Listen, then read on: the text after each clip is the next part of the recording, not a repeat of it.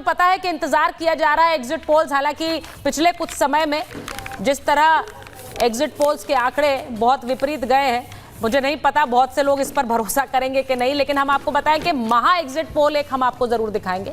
अलग अलग विश्लेषण किस तरह से अलग अलग पोलस्टर्स कर रहे हैं वो आपको दिखाएंगे, क्योंकि अब बहुत ज्यादा भरोसा एग्जिट पोल्स पे किया जाए ये नहीं कहा जा सकता। लेकिन मैं शुरुआत एक बार जरा करना चाहती हूँ, झारखंड से जो खबर आ रही है वो बड़ी इंटरेस्टिंग है। झारखंड में 5 बजे तक तकरीबन 68% मतदान हो गया है। झारखंड के जामताड़ा में तो सबसे ज्यादा 76% वोटिंग हुई है, आप सोच लीजिए, और बोकारो में 60% मतदान। तो क्या झारखंड में ये सरकार बदलने के लिए मतदान हो रहा है? झारखंड में सबसे ज्यादा वोटिंग, और झारखंड ने वोट करना जल्दी शुरुआत कर दी थी। अब जो खबर आ रही है, आप सोचिए कि झारखंड में ये खबर है, और महाराष्ट्र के भी आंकड़े जरा दिखा देते हैं।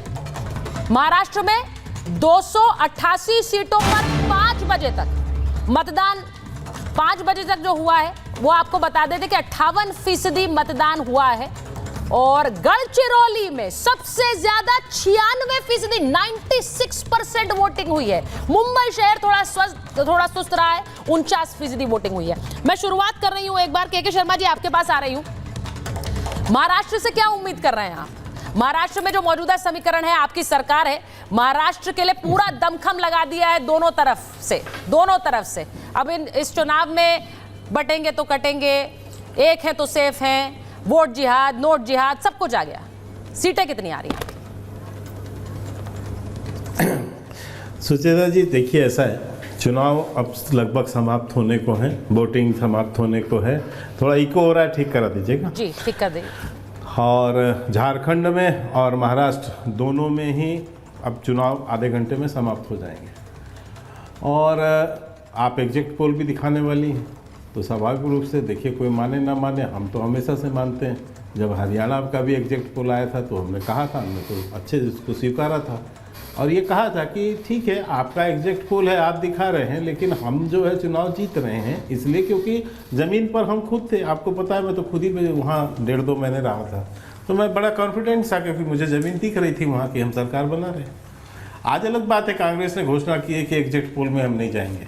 अब उनके कुछ लोग आ जाए, अलग बात है यहाँ, लेकिन कांग्रेस ने अधिकृत जो सूत्रों से खबर चल रही है कि हम पार्टिसिपेट नहीं करेंगे इस पे। तो ये पहले भी उनके तरीके रहे, जब वो महाराष्ट्र में जीतने का उनको लग रहा था, तब उस समय उनके हेलो, मेरी आवाज नहीं आ रही? बिल्कुल आ रही है, बिल्कुल आ रही है। हेलो, आवाज आ रही है सुचेता? जी शर्मा जी, बिल्कुल सुन रहे हैं आपको। तो जब हरियाणा में जब इनको जीतने का दिखा, तब एग्जिट पोल पर आ गए। अब आज इनको कॉन्फिडेंस नहीं हो रहा है, इनको पता है कि ना हम महाराष्ट्र जीत रहे हैं ना हम झारखंड जीत रहे हैं, तो अब घोषणा कर रहे हैं कि हम एग्जिट पोल पे नहीं जाते।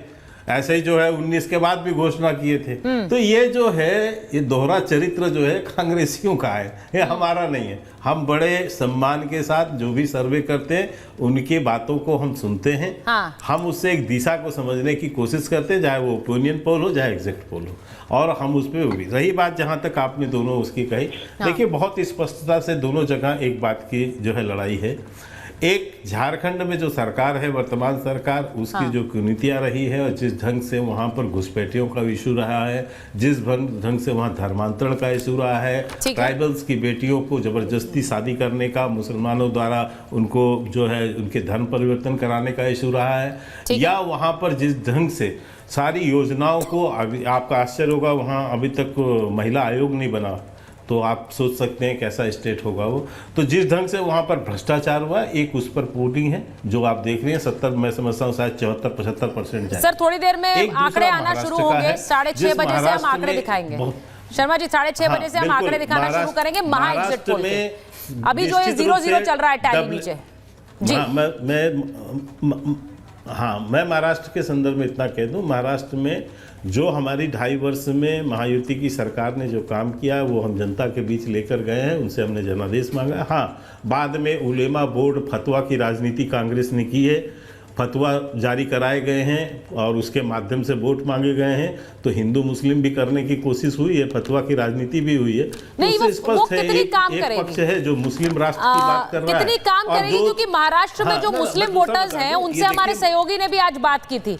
अमित जी, अगर हम वो क्लिप चला पाए तो जरा हमारे दर्शक देख भी पाएंगे, लेकिन मैं उससे पहले एक बार जरा तस्वीर दिखा दूं। नहीं शर्मा जी, मैं आ रही हूँ आपके पास, क्योंकि बहुत सारी तस्वीरें आई हैं, बहुत सारे मेहमान हैं। मैं आ रही हूँ वापस, मैं आ रही हूँ।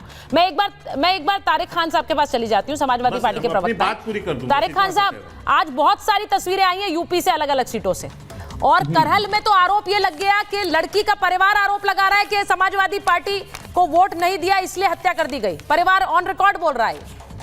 लड़की की जो बहन या भाभी है उसने कहा है कि वो एक पत्रकार था और कोई समाजवादी पार्टी से लेना देना नहीं है, सब चैनल लोग चला रहे। मैं कह दूं, जो हुआ वो कलंकित करने वाला लोकतंत्र को काम हुआ।